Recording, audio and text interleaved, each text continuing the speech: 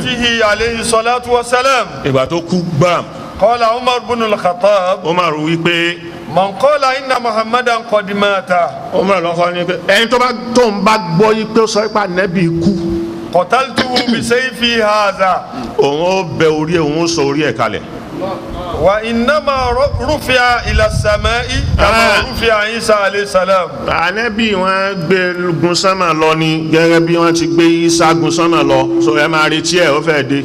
وقال أبو بكر بن أبي قحافة Abu Bakr bá tají ó ń sùn ní Umaru ọ̀rọ̀ rí bó ti rí. من كان يعبد Man kana محمدا ya'budu Muhammadan ẹni tó bá lóhùn ń sin Ànábì fa inna Muhammadan qad mata. dọ́gba pé Ànábì ti kú o.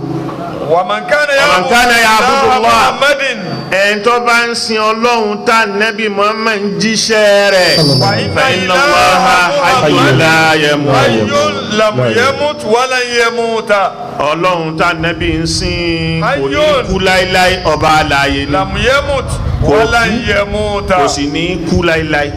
وقرأ قول الله سبحانه lọ́ba ní وتعالى وما محمد إلا رسول قد خلت من قبله الرسل أفإن مات أو قتل انقلبتم على أعقابكم ومن ينقلب على عقبيه فلن يضر الله شيئا وسيجزي الله الشاكرين. ọba kàáyà Umaru ní ó dàbí ẹni pé àyà yẹn bí ìgbà tóun ò gborí tóun ò sí ń bẹ̀ ńgbà tá àyà sọ̀kalẹ̀. wàmà Muhammadun illa rasul.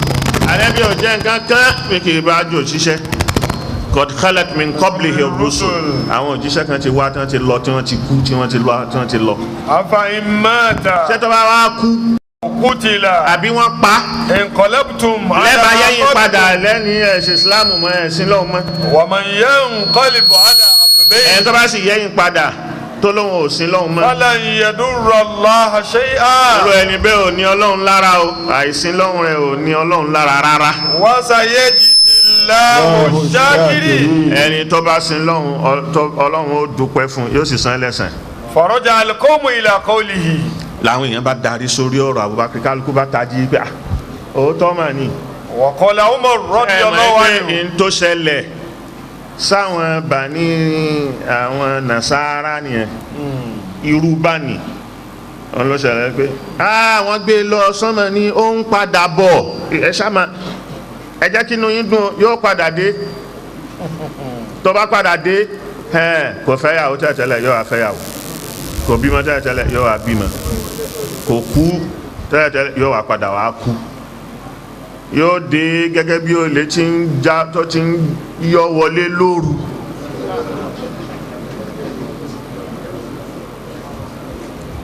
òun ni pente 50 ní jẹ́ pente nínú èdè Greek. حياكم الله.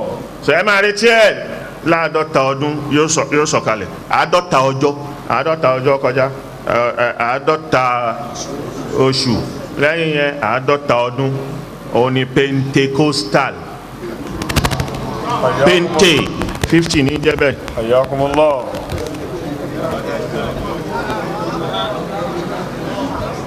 ọ̀ya فقال عمر رضي الله عنه tọ́ba yẹn pé Ọlọ́run ò ju ìmọ̀nà yẹn sẹ́nu Abubakar ni ọ parí nù ni èyí tí Umaru gbé tí àjálù tó jálù lójijì tí òjò mọ̀ nǹkan tó ń ṣe mọ́ tó dà á láàmú èyí tá a bá máa rán nù ni. الله أكبر الله أكبر. pé Ànábì ń bọ̀ wá o yóò padà dé o wọ́n gbé lọ sánmà ní o má ṣe gbá wọn yòókù lọ o èyí tá a bá máa rán títí di ìsìn nù ni. الله أكبر. وقال عمر رضي الله عنه Umar wá wí pé كأني ما سمعت هذه الآية حتى قرأها أبو بكر. ó dàbí ìgbà tó ń wo ògbọ́ àyà yìí rí títí tí Abubakar fi kà á ìgbà yẹn làákàyè tó sọjí.